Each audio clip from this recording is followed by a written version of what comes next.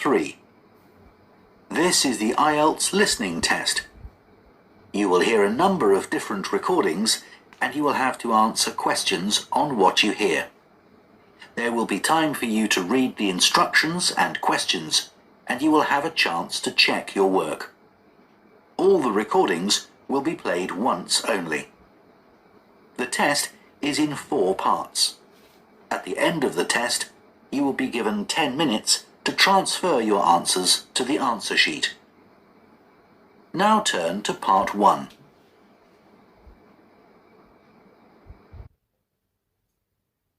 Part 1. You will hear a woman phoning to ask about a summer cycling camp for her young son, who is called Charlie. First, you have some time to look at questions 1 to 5.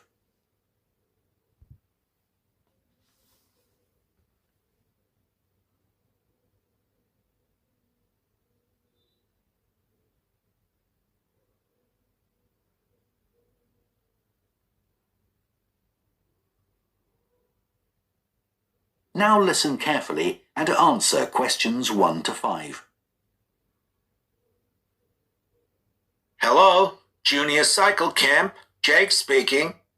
Hi, I'm calling for some information about the cycle camp. I'm thinking of sending my son. Great. Well, it's held every weekday morning over the summer vacation, and we focus on basic cycling skills and safety. We have 8 levels for children from 3 years upwards. How old's your son? Charlie, he's 7. He can ride a bike, but he needs a little more training before he's safe to go on the road.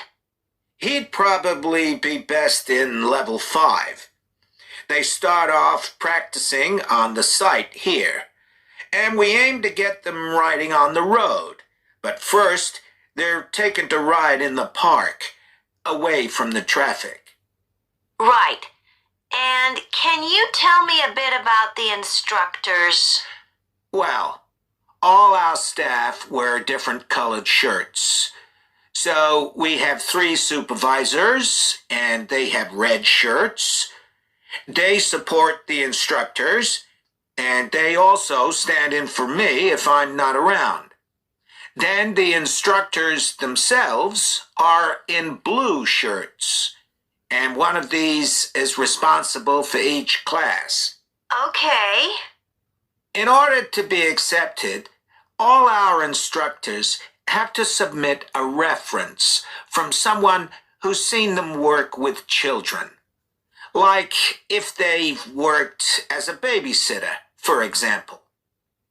Then they have to complete our training course, including how to do lesson plans and generally care for the well-being of the kids in their class.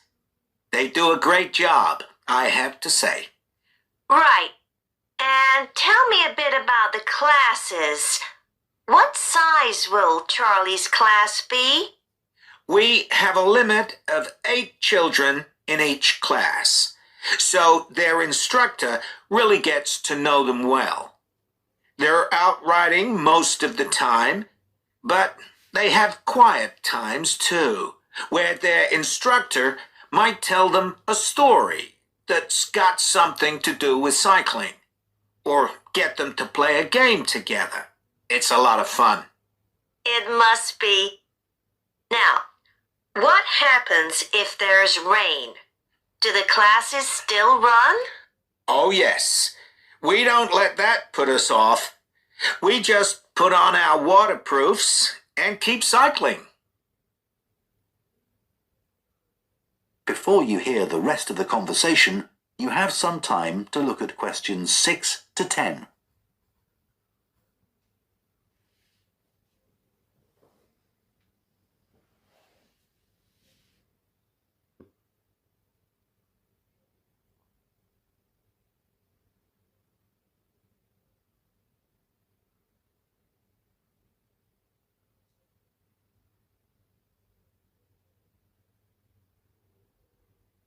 Now listen and answer questions 6 to 10. anything special Charlie should bring along with him? Well, maybe some spare clothes, especially if the weather's not so good. And a snack for break time? How about a drink? No, we'll provide that. And make sure he has shoes, not sandals. Sure. And just at present, Charlie has to take medication every few hours, so I'll make sure he has that. Absolutely.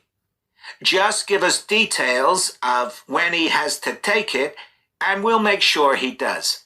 Thanks. Now, there are a few things you should know about day 1 of the camp. The classes normally start at 9:30 every morning, but on day 1, you should aim to get Charlie here by 9:20. The finishing time will be 12:30 as usual. We need the additional time because there are a few extra things to do. The most important is that we have a very careful check to make sure that every child's helmet fits properly. If it doesn't fit, we'll try to adjust it, or we'll find him another one. But he must wear it all the time he's on the bike. Of course. Then, after that, all the instructors will be waiting to meet their classes, and they'll meet up in the tent. You can't miss it, and each instructor will take their class away and get started. Okay, well, that all sounds good. Now, can you tell me how much the camp costs a week? $199. We've managed to keep the price more or less the same as last year. It was $190 then. But the places are filling up quite quickly. Right. Okay, well, I'd like to book for the... That is the end of part 1. You now have half a minute to check your answers to part 1.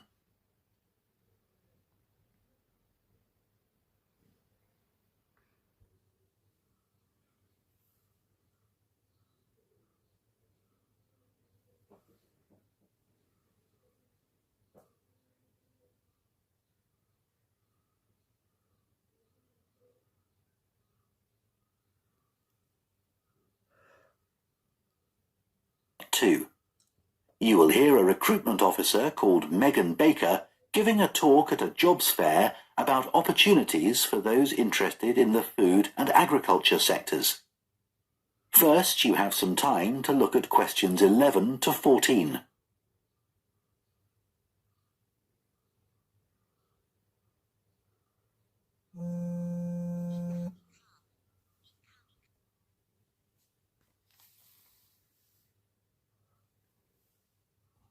Now listen carefully and answer questions 11 to 14. Hello everyone, my name's Megan Baker and I'm a recruitment consultant at AVT Recruitment Specialists. Now, our company specialises in positions that involve working in the agriculture and horticulture sectors, so that's fresh food production, garden and park maintenance and so on. And these sectors do provide some very special career opportunities. For a start, they often offer opportunities for those who don't want to be stuck with a 40-hour week, but need to juggle work with other responsibilities, such as childcare. And this is very important for many of our recruits. Some people like working in a rural setting, surrounded by plants and trees instead of buildings, although we can't guarantee that. But there are certainly health benefits, especially in jobs where you're not sitting all day looking at a screen, a big plus for many people. Salaries can sometimes be good too, although there's a lot of variety here. And you may have the opportunity in some types of jobs for travel overseas, although that obviously depends on the job, and not everyone is keen to do it.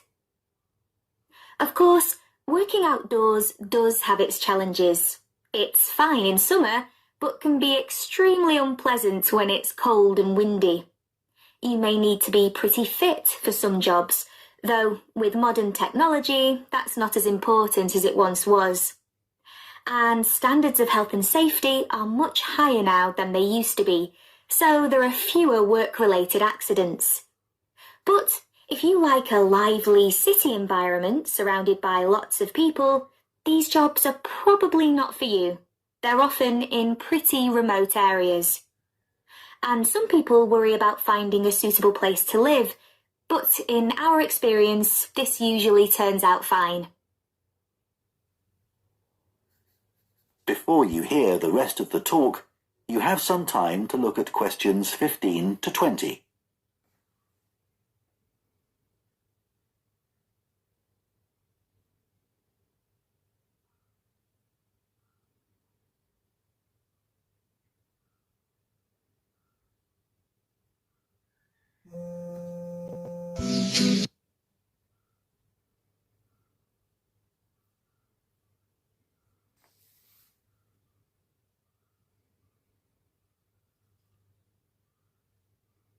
Now listen and answer questions 15 to 20. Now, let me tell you about some of the exciting jobs that we have on our books right now. One is for a fresh food commercial manager. Our client here is a very large fresh food producer, supplying a range of top supermarkets. They operate in a very fast-paced environment with low profit margins.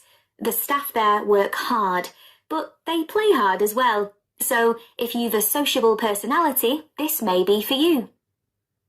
We have an exciting post as an agronomist, advising farmers on issues such as crop nutrition, protection against pests, and the latest legislation on farming and agricultural practices.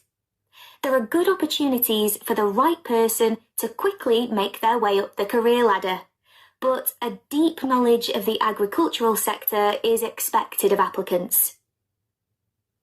A leading supermarket is looking for a fresh produce buyer who is available for a 12-month maternity cover contract.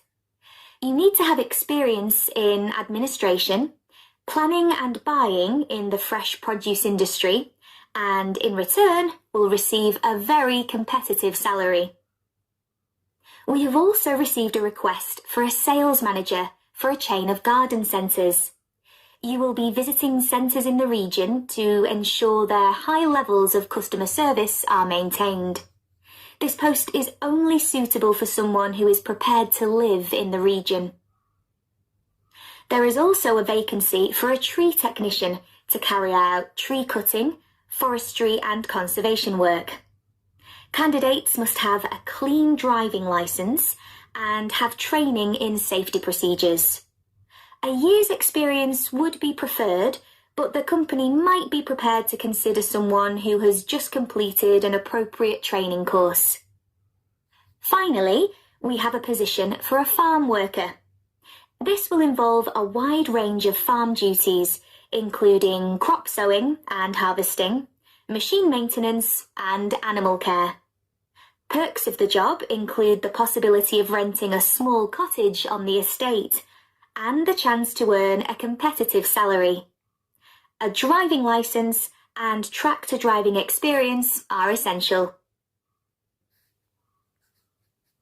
That is the end of part 2. You now have half a minute to check your answers to part 2.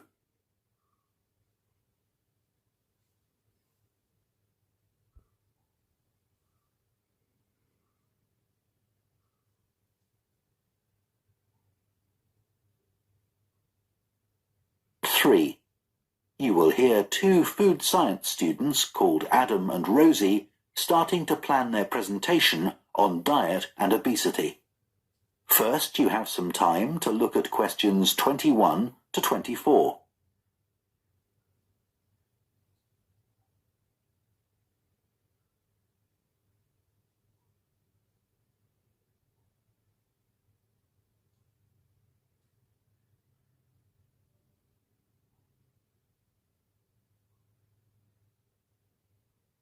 Now listen carefully and answer questions 21 to 24. OK, Rosie, shall we try to get some ideas together for our presentation on diet and obesity? Sure. I can talk about the experiment I did to see if people can tell the difference between real sugar and artificial sweeteners. Where you gave people drinks with either sugar or artificial sweeteners, and they had to say which they thought it was? Yeah, it took me ages to decide exactly how I'd organise it, especially how I could make sure that people didn't know which drink I was giving them. It was hard to keep track of it all, especially as I had so many people doing it. I had to make sure I kept a proper record of what each person had had. So, could most people tell the difference? Yeah, I hadn't thought that they would be able to, but most people could.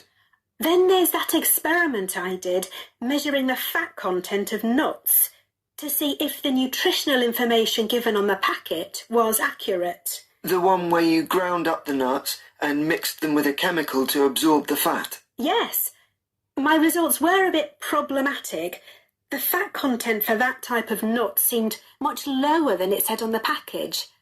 But I reckon the package information was right. I think I should probably have ground up the nuts more than I did. It's possible that the scales for weighing the fat weren't accurate enough too.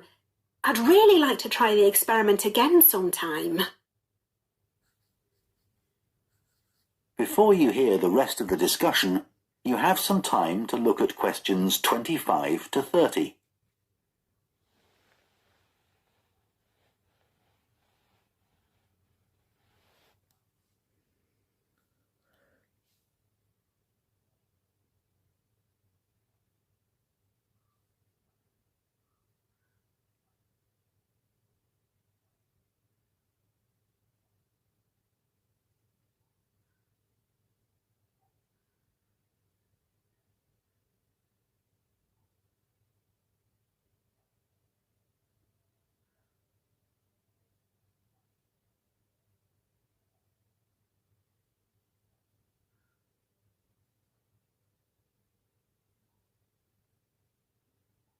Now listen and answer questions 25 to 30.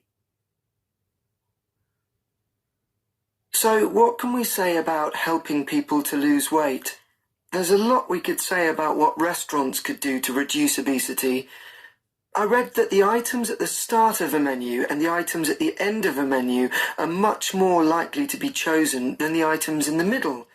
So, if you put the low-calorie items at the beginning and end of the menu, people will probably go for the food with fewer calories without even realising what they're doing. I think food manufacturers could do more to encourage healthy eating. How? Well, when manufacturers put calorie counts of a food on the label, they're sometimes really confusing, and I suspect they do it on purpose, because food that's high in calories tastes better, and so they'll sell more. Yeah, so if you look at the amount of calories in a pizza, they'll give you the calories per quarter pizza, and you think, oh, that's not too bad. But who's going to eat a quarter pizza? Exactly. I suppose another approach to this problem is to get people to exercise more. Right. In England, the current guidelines offer at least 30 minutes of brisk walking 5 days a week. Now, when you ask them, about 40% of men and 30% of women say they do this. But when you objectively measure the amount of walking they do with motion sensors, you find that only 6% of men and 4% of women do the recommended amount of exercise. So you can see why obesity is growing. So how can people be encouraged to take more exercise? Well, for example, think of the location of stairs in a train station. If people reach the stairs before they reach the escalator when they're leaving the station, they're more likely to take the stairs. And if you increase the width of the stairs, you'll get more people using them at the same time. It's an unconscious process and influenced by minor modifications in their environment. Right. And it might not be a big change, but if it happens every day, it all adds up. Yes. But actually, I'm not sure if we should be talking about exercise in our presentation. Well, we've done quite a bit of reading about it. I know, but it's going to mean we have a very wide focus. And our tutor did say that we need to focus on causes and solutions in terms of nutrition. Oh, I suppose so. And we've got plenty of information about that. OK, well, that will be simpler. So, what shall we do now? We've still got half an hour before our next lecture. Let's think about what we're going to include and what will go where. Then we can decide what slides we need. OK, fine.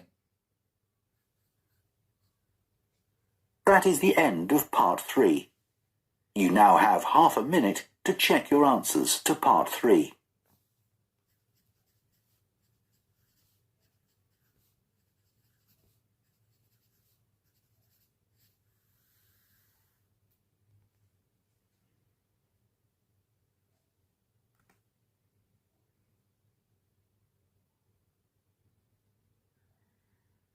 Part 4. You will hear a lecturer on a fashion design course introducing the subject of hand knitting, which involves making things like woolen jumpers and scarves. First, you have some time to look at questions 31 to 40.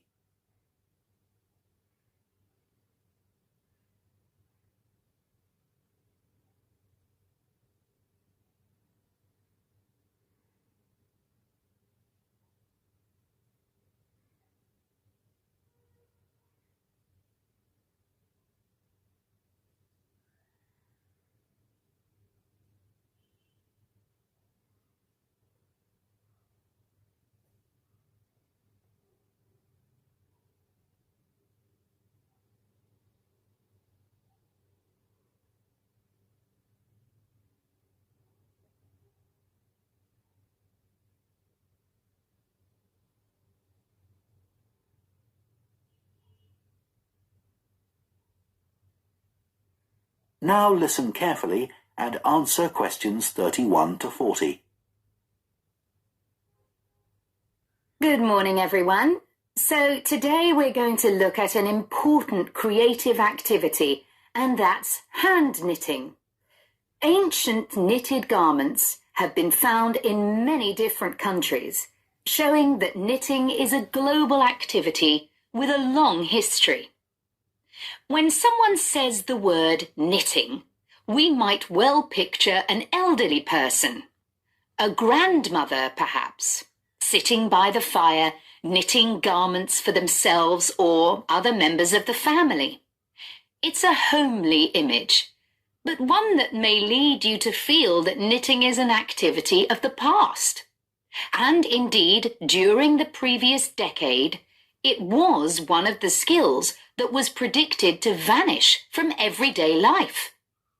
For although humans have sewn and knitted their own clothing for a very long time, many of these craft-based skills went into decline when industrial machines took over, mainly because they were no longer passed down from one generation to another. However, that's all changing, and interest in knitting classes in many countries is actually rising, as more and more people are seeking formal instruction in the skill. With that trend, we're also seeing an increase in the sales figures for knitting equipment. So, why do people want to be taught to knit at a time when a machine can readily do the job for them? The answer is that knitting as a handicraft has numerous benefits for those doing it. Let's consider what some of these might be. While many people knitted garments in the past because they couldn't afford to buy clothes, it's still true today that knitting can be helpful if you're experiencing economic hardship.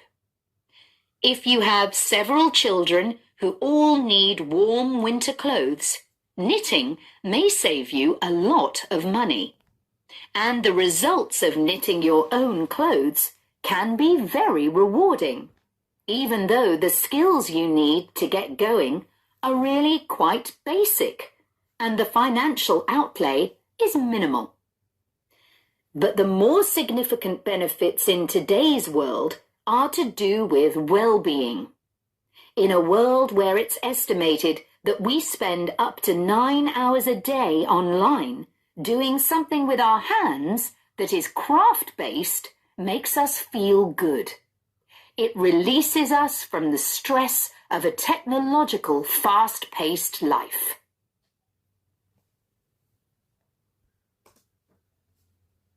Now, let's look back a bit to early knitting activities.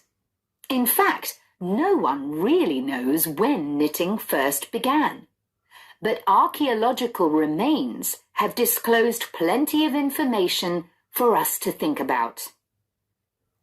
One of the interesting things about knitting is that the earliest pieces of clothing that have been found suggest that most of the items produced were round rather than flat. Discoveries from the 3rd and 4th centuries in Egypt show that things like socks and gloves that were needed to keep hands and feet warm were knitted in one piece using 4 or 5 needles. That's very different from most knitting patterns today, which only require 2. What's more, the very first needles people used were hand-carved out of wood and other natural materials, like bone, whereas today's needles are largely made of steel or plastic and make that characteristic clicking sound when someone's using them.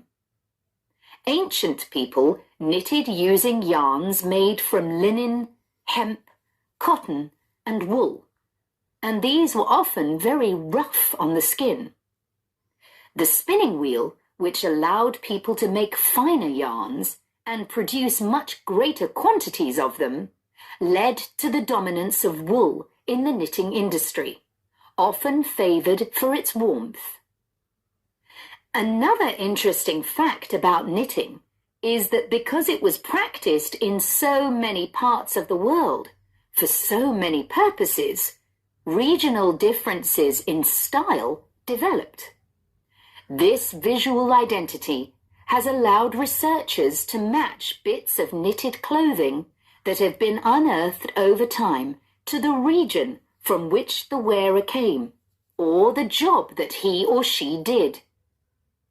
As I've mentioned, knitting offered people from poor communities a way of making extra money while doing other tasks.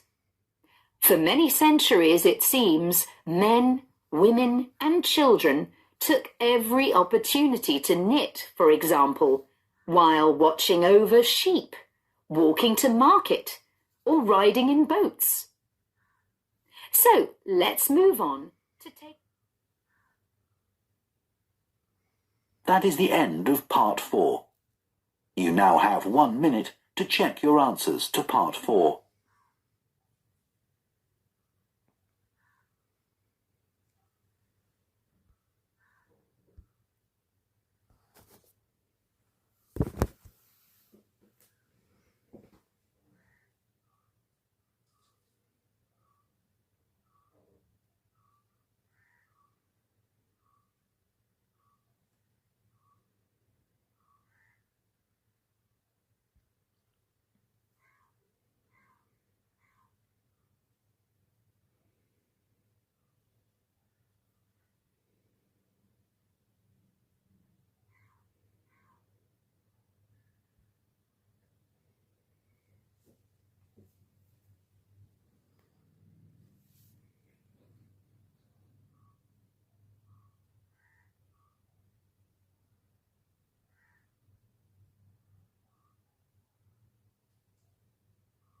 That is the end of the listening test.